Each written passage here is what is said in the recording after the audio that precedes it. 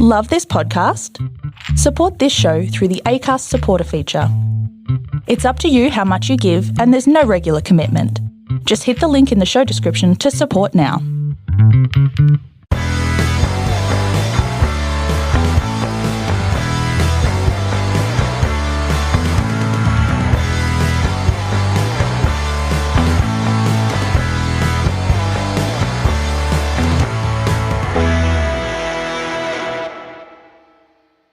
Hi Ryan, welcome to the Cognitive Recalibration Podcast. As always, I'm your host Shravan. We've got our co-host Taran here with us. Hey everyone. So this episode we're going to do something different again. We've planned to basically definitively say what the best superhero origin movie is. You loosely use the term definitively. Yes. We've got a couple of rules. So one is that it can't be before 2000, year 2000. So that's the first rule. So some movies get disqualified like Superman because that always features in the best superhero origin movies. So we're not talking about Superman. The other rule is that this character can't have featured in a movie previously, like previous to their solo movie. So movies like Spider-Man Homecoming are disqualified, Black Panther's disqualified, Wonder Woman's disqualified. So we've distilled it to 3 movies, and those 3 movies are Spider-Man, Sam Raimi's Spider-Man 2002, Batman Begins, and Ironman. I guess other contenders would have been Shazam. It's still relatively new, so we thought we'd probably talk about ones that are a bit more established. And X-Men? Yeah. X-Men. First Class, probably. Yeah. Nah, First Class isn't an origin movie. You said the characters can't be in previous movies, so that technically, yeah, distills X-Men. Yeah. First Class, sorry. What else is there? Fantastic Four? That's probably not going to feature in the best list, though. Daredevil? Yeah. We're probably going to have another episode where we talk about the worst, and we might have some of those in that. But for this one, we've gone with these 3. And the way we're going to do it is we're going to do it across 7 categories. So the categories are heroes, basically how good the heroes are. How good the heroes are? No. Who has the best hero? In terms of comics, how close are they to... Oh, we're going based off comics. Yeah, like how close are they to how the character is meant to be like. Okay, so it's not just how enjoyable is their character in the movie. No. Okay. Yeah, so, well, that's part of it, and part of it is how close they are to their actual character, and another part of it is, I guess, is the performance as well. Second is villains, so same deal with the villains, and then supporting cast, and then visuals, so CGI visuals, cinematography, and then action, which is important in all superhero movies, and then music, which is also plays a key role, and the final one is the story and writing, which is an important one. So we're going to go through each of these categories for each of these movies, and then we're going to rank them, and the winner gets 3 points, the second place gets 1 point, and the loser gets 0. And then we'll add all the points up, and then we'll definitively say which one is the best superhero origin movie out of these 3. Loosely using the word definitively. So we'll start with Spider-Man, the earliest release in these movies. When did Spider-Man come out? Spider-Man came out in 2002. Okay. So Spider-Man 2002, Batman Begins 2005, Iron Man 2008. Yep. So they're all more than 10 years old. Spider-Man's almost 20 years old. I feel like there's other origin movies that I like better than these, but let's just say we're figuring out the best one out of these 3. Okay, yeah. We're pretty much just saying, which one's the best out of these 3 to start with. Because Guardians of the Galaxy is an origin movie as well. Yeah. Yeah. I guess we'll say team up movies are not featured. Yeah. It's more solo movies. Catwoman's one as well. They might feature in another episode. Maybe the worst one. So do you want to go through the movies, or do you want to go through the categories and then we'll talk about each movie in the categories? I'll talk about each movie in the categories. Yeah, I think that's easier. Yeah. Before we start, I don't have Who Am I, but I've got a reverse theme again. Got a reverse Who Am I? No. So you tell me the person that I need to come up with the clues? Yes, that's all right. Reverse theme, so similar to what we had last week. Last episode we had Batman the Animated Series. In this one, I've got something different. And it's not as long as the last one. Because you didn't like that. No. Oh, you're doing the theme. Okay. Yeah. No, I get what you mean by reverse theme now. Until you said that, I didn't know what we were doing. Reverse music theme. Yes. Yeah. You didn't add Man of Steel to it. Yeah, does that? It counts. It counts, but I don't think it's... Good. It's good, but I don't think it's great. Yeah. Yeah. Some people would disagree. I've also looked at the Rotten Tomatoes scores across all of these, so they're all over 90%. Yep. The audience scores are a bit split though. So audience-wise, there is one clear loser. Yep. We can talk about that later.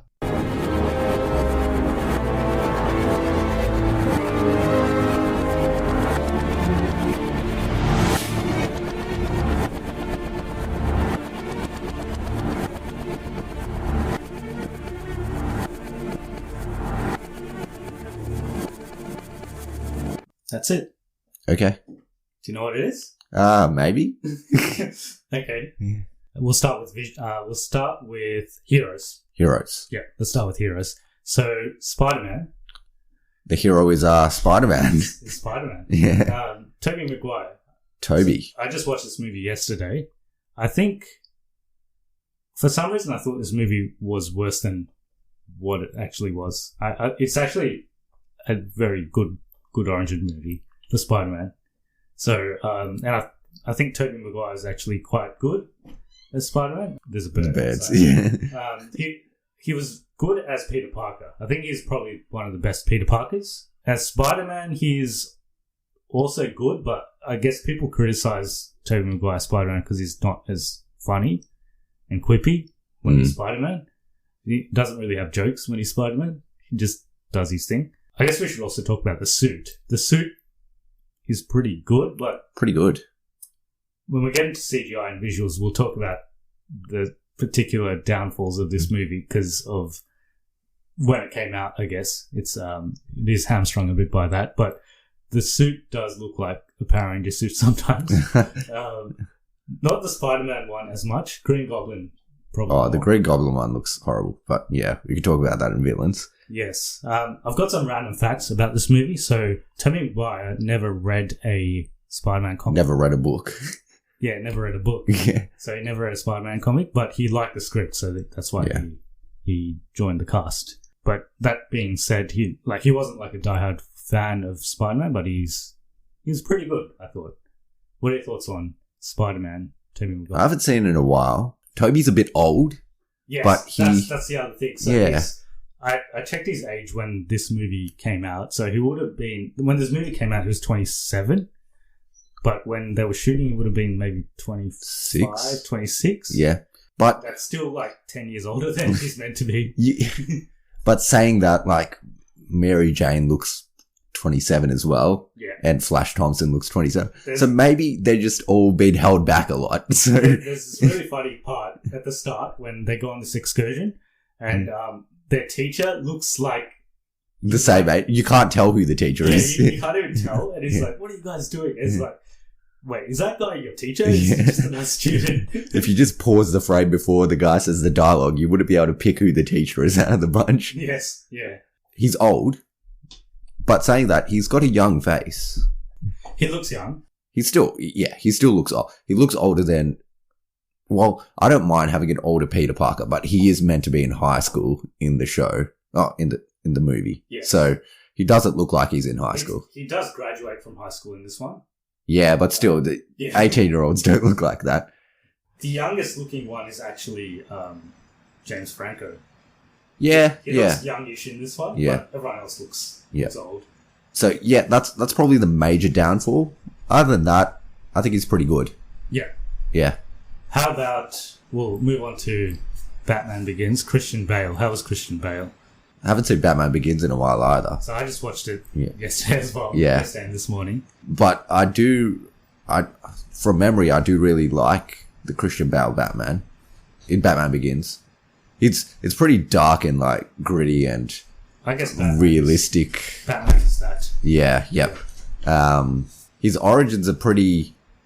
pretty comic accurate, like the Ra's al Ghul stuff, the going to I don't know where is it? Where does he go? Like the Himalayas or something. Yeah. Yeah. It's all pretty good. The suit is probably the best Batman suit up to that point, but still not great.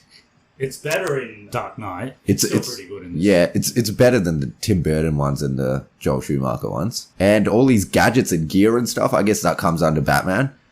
They're pretty good. The Batmobile isn't very comic accurate Batmobile, but I like it though. Yeah, but I think they rolled that into comics afterwards because they liked it. Yeah. So some of Batman stuff looks like that in the comics now. Other than that, I think, look, it's pretty accurate. Pretty good portrayal. Christian Bale's like the right age, and he looks like in the flashback scenes he looks younger, in the current scenes he looks older. I don't think there's anything to fault. It's pretty good. The other thing I would say is they don't really explore the detective side of Batman in any of these movies. Yeah. Well, in any of the movie. In any Batman movie ever, basically. Yeah. Is it this one that he does the bullet? No, it's the Dark Knight. The Dark Knight, yeah. Which is not really a detective thing anyway. Yeah. But, yeah, they don't do that. I mean, he's meant to be really smart, and you kind of get the sense of it in this one, but not I don't think you do. I don't think you really do. He just looks like a guy that has big muscles and goes out at night and beats people up. Yeah, like, you don't really get a sense that he's that smart. Like, he's smart, but he's not like a genius. No. You don't get that sense that he's a genius. It's like comparing it to Tony Stark. You don't get that kind of Tony Stark genius sense. Yes. Yeah. While we're on the topic of Tony Stark, I guess Iron Man. I think this is... I don't think it's... exactly comic accurate. No, I don't think but I think they liked it so much that now it is comic accurate. It's become comic accurate. Yeah. You can't really go past Robert Downey Jr. He's like exceptional in this role, so you can't really say... He's pretty much... He is Tony Stark, so you can't really fault his performance at all. I think it was... Yeah. Look, even if it isn't comic accurate at that point, it was so good that every comic past that point has had his face on it, and it's got his mannerisms and his style and whatever. Yes. Yeah. Yeah. And the suit looks sick, I reckon. The suit looks almost the best in that one, because it's like realistic. Yeah. It's because in this one they actually use practical effects as well, and after this they're pretty much all CGI. Yeah. So the suit looks sick. Even the old suit, like the clunky one. Yeah. Looks good. And yeah, he's Tony Stark.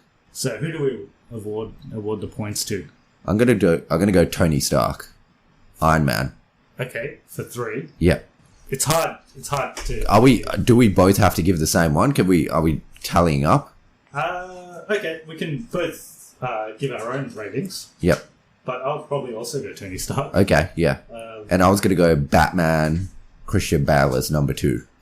Yeah, the other thing with Spider-Man is he's got the biological web shooters. Yeah, which I don't mind. Look, it's not a huge thing. It's not a massive... I think they rolled that into the comics afterwards as well. Yeah. Because people liked it. But yeah, as we've seen in later versions, he makes his own web shooters. Do you get a sense that he's really smart as well, Peter Parker? Not really. Not in this movie. Maybe more in the next movie. But not much in this one. Yeah. Yeah. He's smart. But he's not... Again, you don't get the sense that he's a genius, but he's pretty smart. I would actually put Spider-Man ahead of Batman in Batman Begins, because I just think it's more comic accurate. Okay. Yeah. I'm going to still go Batman. Yeah. Yep. All right. So Iron Man gets... We're just a bunch of Marvel fanboys, especially you. You put the Marvel ones over the DC one. Iron Man gets 3. Oh, yeah. So 6. Spider-Man's 1. Iron Man 6. Batman is 1. Okay, we'll move on to the next segment, which is villains. Spider-Man, Green Goblin. Yeah. William Dafoe is actually one of the best parts of this movie. He's good. Yeah. Yeah, it was really good. The costume's shit, though. The costume is not great. Yeah. Especially the parts where he's flying, which is obviously CGI. Yeah. But then he lands, and it's obviously a guy in a suit. In the close-ups of his face, it just looks weird. Yeah. It looks weird. Like you said, it looks like a Power Ranger suit. There's some good parts where he's talking to himself, like the Goblin is in his mind, and Yep. it's William Dafoe, and he's like looking in the mirror, and he's got like that moment that Smeagol Gollum has, like Yes. Smeagol Gollum. Except this actually came out before that movie, so yeah. Yes. So I thought that was really good, and he does the cackle. He does a good cackle. I think his performance is elite, but his suit is definitely the worst out of all of these guys. Yeah, definitely, yes. Then again, it's hamstrung by when it came out. It is earlier than the other ones, but yes, that is a obvious downfall. Batman Begins, this one's interesting. So there's Ra's al Ghul. technically two, or yeah, I think we go with the Liam Neeson. there's Liam Neeson, and then there's also Scarecrow as well, Scarecrow actually. as well. Yeah. Yeah. I think Scarecrow is probably more comic accurate. Yes. Although most of the stuff in Christopher Nolan's movies aren't comic accurate because they're not It's comic accurate-ish. they're not comic booky. They're more realistic. But Yep. Scarecrow is pretty good. And Cillian Murphy does a good job. Yeah, he's really good Yep. in this. And Liam obviously Neeson's Neeson's pretty good as well. is great. Yeah. Yeah. The whole thing, how they switch around who Ra's al Ghul is at the end is really good. Yes. Because it makes sense. It's not just like a crappy switch like in Iron Man 3. It's not like that, where he's not even anything like the Mandarin. But in this, it's like the other guy was like Ra's al Ghul, but this guy's even more like Ra's al Ghul, so it makes sense. Iron Man, I think this is where Obadiah Stane. Yeah, he's very generic. This is the start of the Marvel formula of the bad guy's just the good guy in a different suit. Yeah. And the other thing is, at the end of this movie, when they fight, it doesn't make any sense why he, like, why is he trying to kill Tony Stark? Because Yeah, exactly. So, he like, wants his money. some of his motivations are a bit weird. Well, but he wants to kill him so that he can still sell weapons yeah, but and take his money. I guess, yeah. I guess it's not. I think it makes sense, but it's not the greatest. I think, again, there's probably a clear winner in this one, and I would probably say it's Batman Begins. I actually think Goblin is very good, but I'm going to go... actually, yeah, No. Goblin is, if you look at if you take the suit out of it. Yeah. No, I'm going to go Spider-Man, Batman, and then Iron Man. All right. Are you doing the same? No, I'm going to go Batman. Okay, yep. So, I like Cillian Murphy's Scarecrow better than I like Liam Neeson's. the Scarecrow is very good. Yeah. Better than Ra's al Ghul. Yeah. The other thing is, I mean, they're not villains in this, but Victor Zsasz gets a mention. He's one of the prisoners in Arkham Asylum that escapes. And there's the other, like, mob bosses and stuff they're not really Falcone. villains as such, but they're in the movie. So I give Batman 3. You give... I give Spider-Man 3. There's random terrorists in Iron Man who are The 10 Rings. the leader guy. I think his name's Raza, the guy who gets half of his face burnt. Well, they're meant to be the Mandarin organization. Yes, yeah. Which we might They're see coming back in Shang-Chi. which the taglines, the 10 Rings or something, isn't it? Yeah. Yeah. Legend of the 10 Rings. Legend of the Ten Rings. So, yeah. Next segment is supporting cast. Yep. All right. So, let's go through each of the supporting cast. So, in Spider-Man, we got Kirsten Dunst as Mary Jane. We've got Willem Dafoe we've talked about in villains, but we've got Harry Osborn as James Franco. Yes. No, the other way around. And we've got Uncle Ben in this one, who I thought he was only in like one scene, but he's actually in. He's in a decent amount. He's in a decent amount of it, and he's actually really good in the scenes he's in. The actor's name is Cliff Robertson. Cliff Robertson. Yep. Yep. I said it in the American way. Aunt May. Yeah, Aunt May. Aunt May, who's played by Rosemary Harris. Yep. So those are the main. Flash Thompson. Yes, who is Joe Manganiello. Yes, who's also way too old to be a student. No, like he's probably the worst out of all of them. Yeah. Yeah. I think that's about it. Yeah, that's about it. But I like Mary Jane. I like Joe. Yeah. I like James Franco's Harry Osborn. Aunt May looks like she's about to die in any scene, but she's good. Yes. She's really old. Yeah. They're definitely on the older side in this one. Yeah. Which makes me question how old his parents actually were. Like, because he's meant to be the Uncle Ben's brother is his father, right? Yeah. Peter Parker's father. Maybe they were just old parents, or maybe there was just a massive gap between brothers. Yeah. Everyone's good. There's nothing really to fault in the supporting cast. Batman Begins has an excellent supporting cast as well. So you've got Katie Holmes. Katie Holmes is Rachel Dawes. Rachel Dawes, yes. We've got Michael Caine as Alfred. Yes. We've got Gary Oldman As detective in this? Or is he commissioner? He's lieutenant, I think. Lieutenant Gordon. Yeah. And Tom Wilkinson, who's Falcone. Carmine Falcone. Yeah, Carmine Falcone. We've got Morgan Freeman as Lucius Fox. Ken Watanabe as Ra's al Ghul. Senior. Ra's al Ghul. Or the decoy. Decoy. Pretty good. Some of them pretty good. Katie Holmes, well, she was pretty good. Think she was pretty good. Yeah. Yeah. The reason she's not in the next one isn't because she wasn't good in this one. Yeah. Gary Oldman's really good. He gets better as the series goes on as well, but he's really good in this one. Michael Caine's just classic Michael Caine. Michael Caine's good. Yeah, he's probably the best Alfred, I guess. Yeah, there's not much options. Is there? It's that old dude from the old ones. Yeah.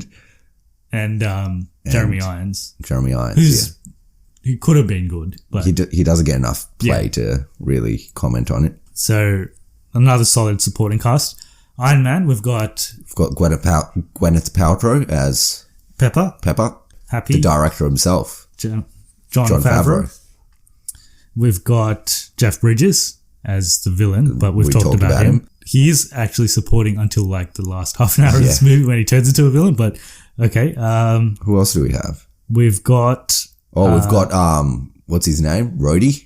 Yes, Terrence Howard. Yeah. And we've got the professor that he meets in the cave, who's played by Sean Tobb. His name's Ho Jensen. He's good for the scenes he's in. I don't think the supporting cast have as much play in this movie compared to the other movies. They kind of built upon in other movies, I guess. Yeah. This movie's more about Tony Stark. And I guess the Marvel movies in general are just more about the heroes than anyone else. Yeah. So I think it's going to be like all of them, but I don't know if I like them because of this movie or I like them because of what happens afterwards. So I think this one, for me anyway, it's going to be between Batman Begins and Spider-Man. I really like the cast in Batman Begins, and I think their performances are all really good. But Spider-Man is also very good. I think I'd go Batman Begins because they're all just really they're all quite good, and they all have some good. I wouldn't say character development, but they have some really good lines, really good dialogues, all of them. I think it's just a well-written movie, so that I guess we'll talk about that later, but I would probably give it to Batman Begins just over Spider-Man. I'm going to go Batman Begins as well. Just because sometimes the Spider-Man characters get a bit weepy. Yeah. Yeah. Harry, well, you don't see it as much in this one. They get worse in the ones after this, but yeah, Mary Jane just screams a lot. And in all the other ones, she's good before the climax, but then in the climax, all she does is just like screams. And Aunt May's always crying. Yeah. And Harry's just a loser. Yeah. Yeah. Nah, they're all right, but I'm going to go them second and Batman Begins first. So I do like the Iron Man supporting cast, but I don't think that's because of this movie. And Terrence Howard isn't in any of the other ones. Yes. I don't think he's bad, though. I don't think he's bad in this movie. I think he just asked for too much money. Yeah. Do you know he's paid he's paid equal to Robert Downey Jr. in this movie. Was he? I think... I think he was the highest paid in this movie. He might have been paid more, And then in the second one, RDJ was getting way more, and then he left. And then he's like, nah. All right, so clear winner in that one in terms of Batman. Let's move on to the next one, which is action. I think this is going to be an interesting one as well. So, Spider-Man first. What do you think of Spider-Man? It's a bit CGI heavy for most of it, isn't it? Yeah, the thing with this one is the action it's when they want to use CGI for stuff they probably shouldn't have been using CGI for. Yeah. Or it just didn't look as good. So there was parts where it was obviously a CGI person. So there's parts when Spider-Man's climbing up the wall and you can tell it's not him. Like it's this rubbery person walking up creeping up the wall. And then there's parts where obviously Goblin and Spider-Man are fighting, and that's also quite obviously CGI. We'll talk about that in visuals, but just in terms of action, I think the action is pretty good. There's that scene where he like twists sideways as the two bombs go past him. Yes, that's at the cool end. Part. Yeah, yeah, and there's a part where he chucks the bomb and he blows up in his face. Yeah. I think it's decent. It's not amazing. They definitely got better with the action in the next movie. Yeah, but it's decent for what they had. I'm trying to think of if there's any really memorable Spider-Man action scenes. It's just at the end. I think that's the main memorable one. It does the backflip at the end and Greg Goblin gets impaled. Yeah, and there's a part where he's on the bridge and he's got the people that were... What were they in? They were in some like a train cart. Yeah, something like that. And he's got all of them and he's got Mary Jane as well. Yeah. That one's sort of memorable as well. But overall, it was definitely quite great for the time, but I think as hasn't aged that well. Yeah, it hasn't aged as well. Batman Begins, so action-wise... Nolan's one downfall for Nolan, I think he's gotten a bit better, but his hand-to-hand combat's pretty horrible. Yeah, so there's a lot of shaky cam in this movie. The action is probably better than I thought it was, though. So I watched it yesterday, and the action is still really good. So there's the action scene in the Himalayas where he escapes. That one's pretty good, where he fights. Again, there's a lot of shaky cam, but it's overall it's pretty good. All the Batman scenes, though, they're a bit... It's either too dark or like too many cuts. Yeah. Or it's shaky. Yeah. You don't see any good heavy hits. You don't see anything that feels good. And there's a chase sequence with the Batmobile, which is fine, but there's a part where they're driving and the police are chasing them, and then he just turns off his lights so they can't see him. Yeah, which is bullshit. Yeah, so there's stuff like that. I think action-wise, it's fine, but I think that the main strength of Batman Begins and all of the Nolan movies is more the characters and the writing than the action. Yeah. The next movie has some awesome action, but with the... I think overall you don't watch those movies for the action. Yeah. The next movie does have that scene with the truck, and that's which is alright, yeah. And he does most of his stuff practically, so it does look pretty good. You can't really tell where they use CGI, so yeah. But in terms of how good the action is, not great. Yeah. Iron Man has some sick action scenes. Yeah. So I think Iron Man, just that scene where he goes to the village in Afghanistan. Yeah, that's a cool scene. That's probably one of the best superhero action scenes ever. Yeah. And also the scene in the cave is pretty good. Is really good as well. The final climax scene isn't great. Yeah, it's average. Yeah. Yep. I think that's where there's this part on the highway that's pretty cool when they're like smashing each other with cars. That's a good part in the end scene. Yeah. But when they're on top of the building, it's not great. Yeah, and it just doesn't look that great either. But I think Iron Man still wins for me.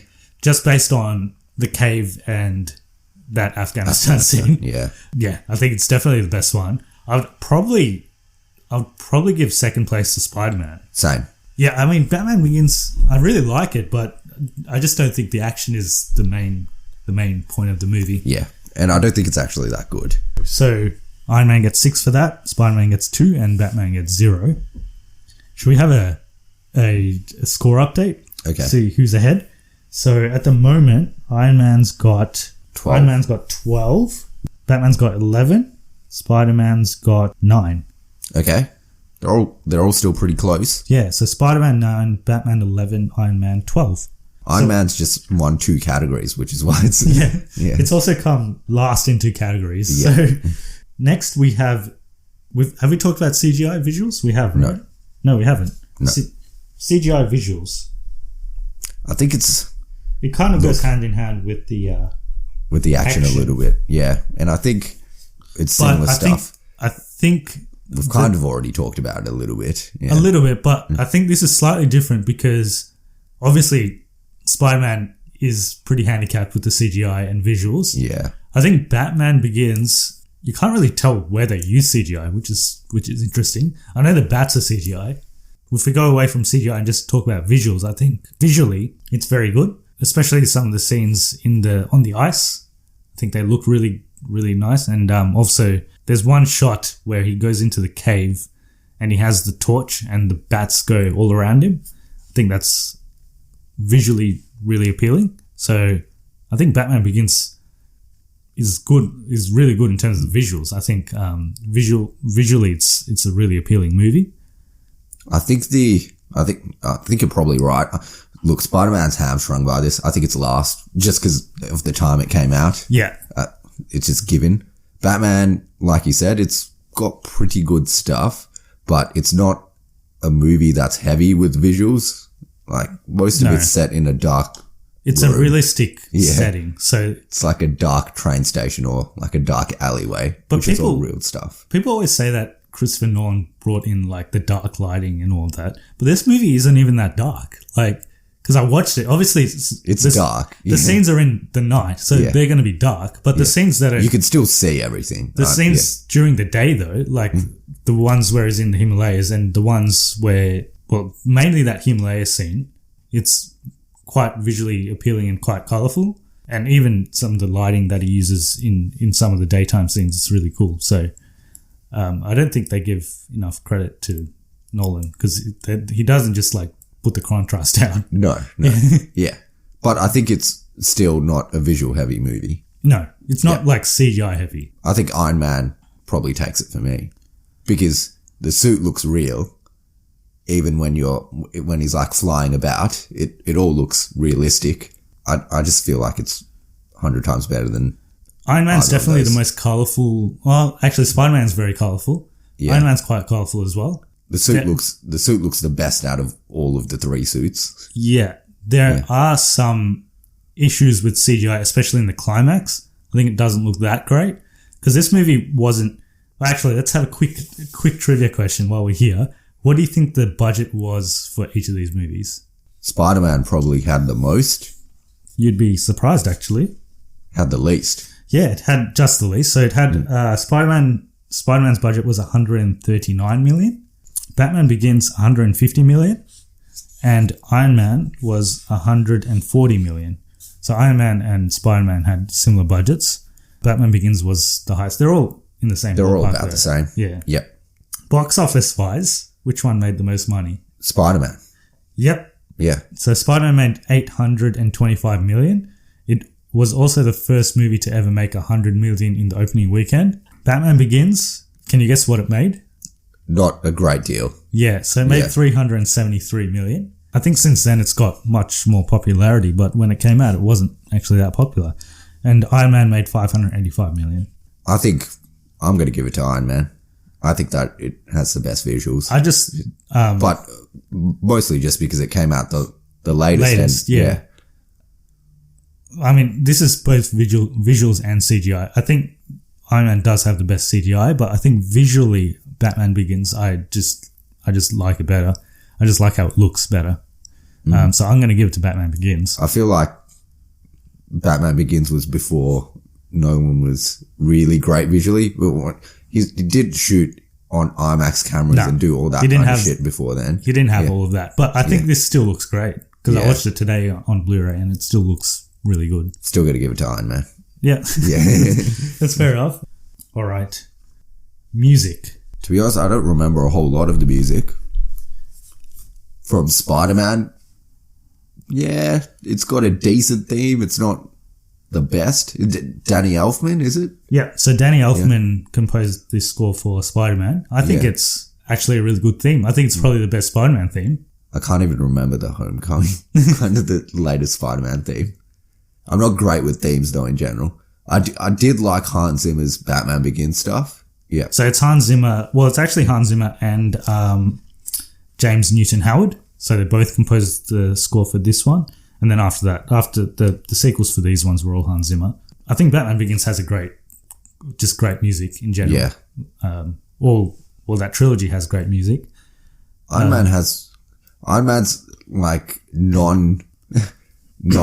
original music is good. Yeah, but I don't really remember any of the actual music in the movie. Like the non-original music? Yeah. There's the theme when he's like building the suit. That's semi-memorable. But I think overall, it's probably the least memorable out of the three. You'll remember the Spider-Man one when you watch it. Because I watched it yesterday and it's a pretty memorable theme. But Batman Begins definitely has the best. I think it's the best theme of probably any superhero movie. That's high praise. Probably not for me. But well, they reused these themes in The Dark Knight and Dark Knight Rises as well. Which they all have good music. Yeah. Which movie would have better music? You can't really say Guardians because Guardians has the best music theme of any best movie soundtrack of any but the actual movie. Music that's made for that movie is not that memorable. Yeah, but I would argue that like instead of using original music, they use other music to make it memorable. I think out of the Marvel ones, obviously Avengers probably has the best themes. The other ones I don't really remember. Yeah, they're not that memorable. other than the Avengers one. Probably Batman. I would say Batman. And then, look, all three of them, I kind of don't go, the music was, like, I don't think the highlight of the movie was the music or anything like that. So that's not the greatest thing about them, for me, at least. I really like the Batman Begins music, but that's probably because I have listened to that music a lot as well. I would say, let's go Batman, Spider-Man, and Iron Man. Yeah, I would go the same. Yeah. We do the Dark Knight one, I know it's a similar thing, but that's more memorable for me than the Batman one. The Dark Knight has other themes in it, like it's got the Joker stuff, and it's a step up from this, but this one was still really good. Okay, last one. Story and writing. We'll start with Spider-Man as usual. Story and writing, okay. So when I say writing, it's I guess the dialogue as well. The story is what it is. I guess it's the typical Spider-Man origin story. Uncle Ben dies. It was pretty amazing back then, I guess, but pretty stock standard now. It's standard now, but it's I guess the first time Uncle Ben was killed on screen. So it was the first time that happened. The other thing is I noticed with all three of these movies is that about an hour into the movie, that's when they actually become the superhero. Batman, it's about an hour. It's more than an hour actually. It's like halfway through the movie that he becomes Batman officially. Spider-Man, I think it's a bit earlier because he gets bitten like within the first 10, 15 minutes of the movie. But then by the time he like fashions his suit and all of that, it is much later in the movie. And Iron Man, obviously, he's got that cave episode and all of that. And by the time he actually gets his final red suit, it's about halfway through late the movie. on. They've all got good stories. I think story-wise, they're pretty basic. Yeah, but back then that was kind of the norm, I guess. If they came out now, it'd be a different story. None of them have like any crazy twists or anything like nothing groundbreaking. The biggest twist out of all of them is probably the Ra's al Ghul twist, which is not a huge twist anyway. I think they've all got a decent origin story. I would almost say they're all equal in their story. Like in this, I would say they're equal in their story. I think what would separate them is probably the writing. Firstly, Iron Man didn't actually have writing, so a lot of the stuff they did was improvised. So they didn't actually have a script for most of the movie, and they just kind of came up with stuff on the spot. That being said, they're pretty good at that, aren't they? It's actually pretty good. Yeah. So it's not that bad. Spider-Man, it has some good dialogue. Obviously, it's got with great power comes great responsibility, which is not an original dialogue, but it's in there. It's a dialogue, yeah. I think, Spider-Man, there's nothing cringy or anything in terms of dialogue. It can be sometimes cheesy, but that's just what it is. That's the kind of movie it is. I think Batman Begins has probably the best writing in terms of dialogue. It's got some good lines from almost all the characters. So I've got some of them here. So It's not who I am underneath, but what I do that defines me. Rachel says that to Batman, and Batman says it to her. If you make yourself more than just a man, if you devote yourself to an ideal, you'll become something else entirely, a legend. That's what Ra's al Ghul says. The most famous one is why do we fall? So we can learn to pick ourselves up. It's also got some funny ones. So those lines were good back then. I feel like if they put it in a movie now, though, I'd feel like it's really pretentious. Yeah. Yeah. Like, imagine that in Zack Snyder's Batman. It makes sense in that this context. Movie. Yeah. In other movies, it might not make as much sense. Yeah. Alfred has a funny scene at a funny dialogue at the end where he's like, I hope you're not a member of the fire brigade, when he sees one of the guys just watching the house burn. Yeah. There's some dialogues that just they wouldn't normally be that great, but it's just the way they're written, or like because they rhyme or something, that they just stick. Like there's one how he's like, he was a farmer, then he tried to take a neighbor's land and he became a murderer, and now he's a prisoner. That's just a normal, like if you could just say he's a prisoner, or like, but the way it's written, it kind of makes it a bit more interesting and memorable. So there's stuff like that. Yeah, I agree. I think there's memorable lines in it. If I think about which lines I remember the most out of all of them, I remember stuff out of all of them, I guess, but probably Batman I remember the most. But saying that, I liked it at the time. But if they did a new movie and carried those lines over, I wouldn't like it now. Yeah. Well, some of them. Iron Man, I think they're good lines to listen to when you're watching it, but you don't really remember them afterwards.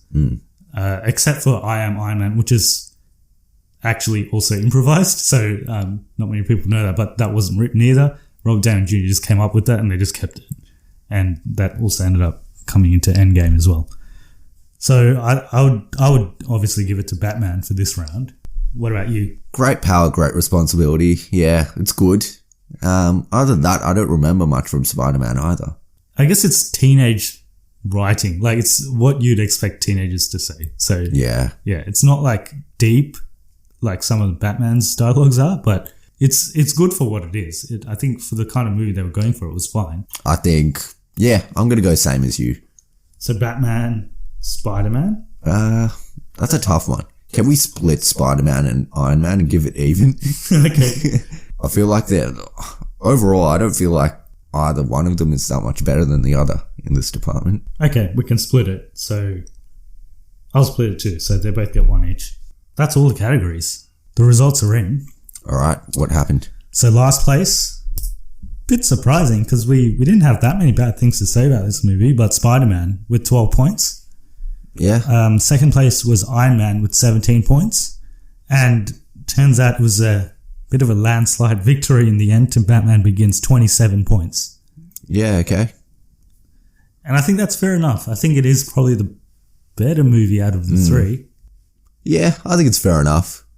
I really liked Batman Begins when I first saw it. You didn't want to watch it, actually. Yeah. I forced you to go watch it. We watched it in 2005. We watched it when it was like 2 months old or something, because I remember there was no one in the cinema. Yeah. And we went really empty. early in the morning for some reason. It was like a 10 o'clock show. And it was one of the first times that they had no trailers. Like the movie just started. Yeah. I remember it very clearly because I was like, we sat down and then the movie just started. I'm like, okay, all right. But yeah, I remember watching each of these in the cinema because we watched Spider-Man. We did watch Spider-Man in a packed house. Yeah. Yeah. And I didn't watch Iron Man in the theatre. Neither did I, actually. Yeah. No, I didn't watch Iron Man in the theatre. But yeah, I watched Spider-Man and Batman Begins and I remember both of them. And I think in terms of the one that's aged the best, Iron Man's still relatively new, I guess. So maybe in 10 years we can talk about it. But Batman Begins is 15 years old and it still looks great. Yeah, I think it's aged probably... I think Iron Man will probably age pretty well. Yeah. Yeah, I guess Iron Man's only visuals 3 years younger than Batman Begins. So. Yeah, I think it will age pretty well. There's not much in there that you would say would age horribly. Yeah, overall, probably, Nolan's pretty good. You can't really... Yeah, you can't really... I like Nolan. I like all the Nolan Batman movies. I like all of Nolan's movies, basically, but... Except you haven't seen Dunkirk. I haven't seen Dunkirk. It didn't feel like watching it. Yeah. Maybe I should watch it before Tenet. Yeah, I think, well, we'll probably do an episode on all of these movies. We've talked about Batman Begins, but we'll talk about his other ones before Tenet. Probably, we won't talk about his Batman movies. We'll talk about his other movies before we watch Tenet. A few more random facts. So I did mention earlier that one of these has an obviously lower audience score in terms of Rotten Tomatoes. Which one do you think that is? Audience score? Yeah. Critics, they're all sort of in line. They're all in the 90s. Was it Iron Man? No, it's Spider-Man. So Spider-Man's got 67 for audience score. Maybe people didn't know audience scores existed back then. You can put audience scores now, though, I'm pretty sure. So it's over the years, it's kind of gone down. Batman Begins, this is also interesting. So critics score is 84%, but audience score is 94%. And Iron Man, the critics score is 94% and the audience score is 91%. Yeah. Spider-Man critics score is 90%. So they're all there and thereabouts. Yes, yeah.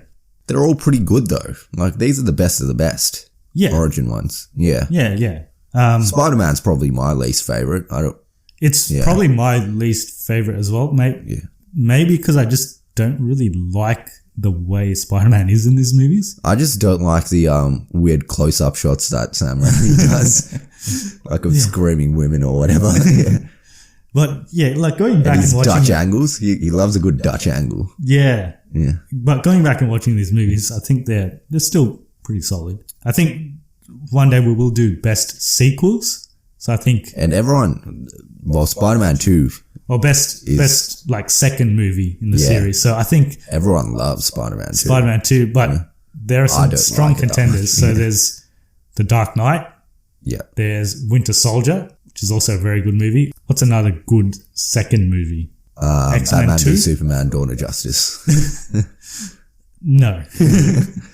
X2 is pretty good, right? Yeah, X2's the best X-Men. Well, First Class is better in my opinion, but I like First Class too. Yeah. But yeah, I think that there'll be some strong contenders. We'll do an episode on that one because I really like Winter Soldier, but I really like Dark Knight as well.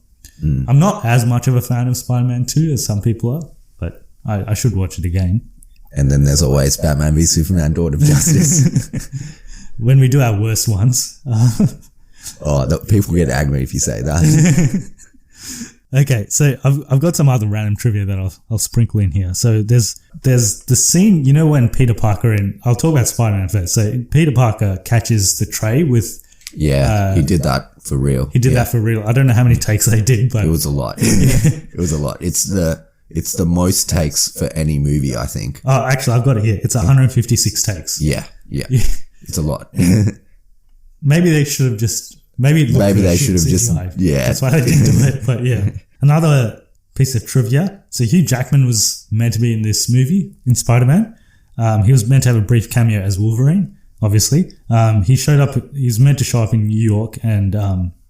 apparently his flight didn't come or something. He couldn't go to New York. Or it wasn't because they wanted to not have it in. It was like a scheduling conflict of some sort that made it not happen. So what I got here is the plan was scrapped because they couldn't get the costume from X-Men.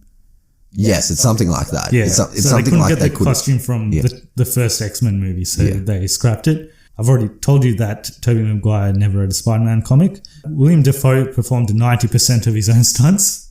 Oh, really? Okay, yeah. And this is the first Marvel movie to showcase the flipping pages in the Marvel logo. Which they don't do anymore. Yes. Batman Begins, I've got a couple of pieces of trivia as well. So there's a scene where Christian Bale wakes up and Michael Caine and Morgan Freeman are in his room. This is when he gets poisoned from Scarecrow. Yeah. And he wakes up like 2 days later. So apparently in that scene, Christian Bale actually fell asleep. And he was meant to get up and he wasn't waking up and they're like, what's going on? And then Michael Caine poked him in the ribs and he's like, look at that. He's bloody fallen asleep. Christian Bale read the graphic novel Arkham Asylum in 2000 and then after that he basically played the game. And then he played the game? No, the game wasn't out yet. And then he's like... he played an early version of the game and So after He made the game and then he played it. So after he read that comic, he said he asked his agent to ask if anyone was planning to make a Batman movie, and then if they were, he was interested. And that's how he got in. What a lot of people don't know is that Heath Ledger was actually considered for the role of Bruce Wayne.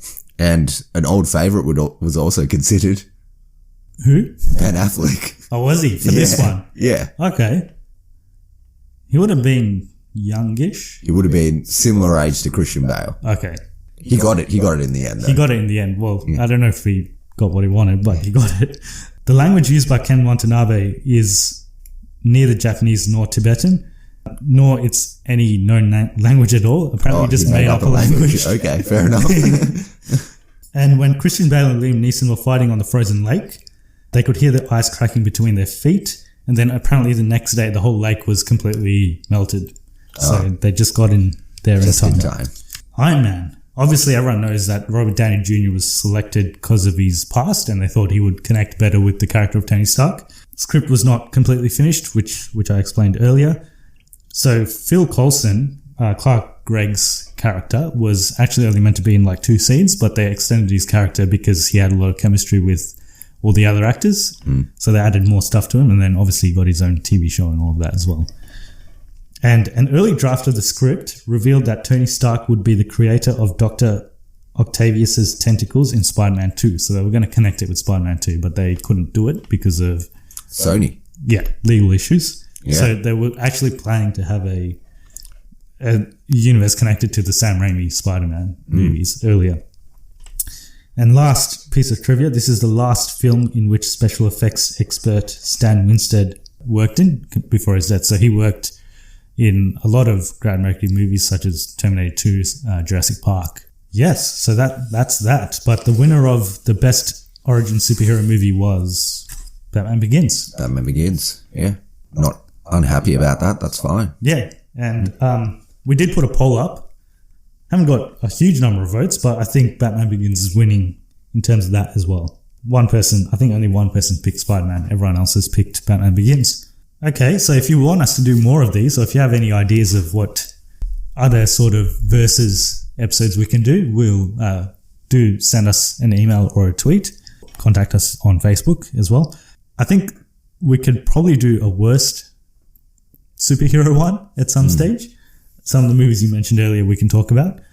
So if people want to get in touch with us, how do they go about it? Got Gmail at cognitiverecalibrationpodcast@gmail.com. We've got Twitter and Instagram at Cognitive Recalibration, I think. Yeah. No, Twitter's C Recalibration, isn't it? Yeah. C Recalibration. Yeah. We've got Instagram.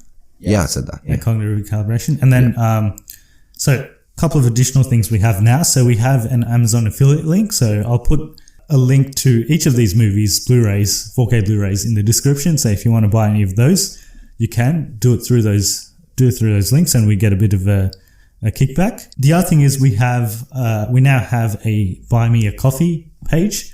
You might not have heard of this, but this is basically a way you can support creators by buying them a coffee. So for as little as, I think it's $5 Australian, you can buy us a coffee. We won't actually use that money to buy a coffee. We'll use it to make the podcast better. Yeah, develop better content and improve what we do. So if you do feel like supporting us financially, please do so via the Amazon affiliate link or buy me a coffee. I think that's all we had. So next episode we'll probably talk about Nolan stuff because Tenet's not far away. So maybe yeah, and it looks like it might happen. So maybe we should get that out of the way before Tenet comes out. Yes, yeah, and I need to watch some of his movies. I haven't seen his earlier stuff. I actually haven't seen Memento, so I should watch that. There's one in the middle I don't think I've seen. The one with Robert De Niro, or is it Al Pacino? Al Pacino. Insomnia. Insomnia. I haven't seen Insomnia. Yeah. Yeah. I hear that's his weakest one, though. And I haven't seen Dunkirk. Yes, which is his latest one. Yes. Yeah. So stay tuned for that one. That will be our next episode. But I think that's all we had. I hope you enjoyed this one. We did something a little bit different again in this pandemic. Hopefully everyone's keeping safe and stay at home, I guess. Yes. For another however long people tell you to do it. Yeah. Yes. Wait, before we go. Yeah. Don't you want to do your theme? Yes. Yeah. I thought I forgot something because I had it loaded as well. Yeah. All right.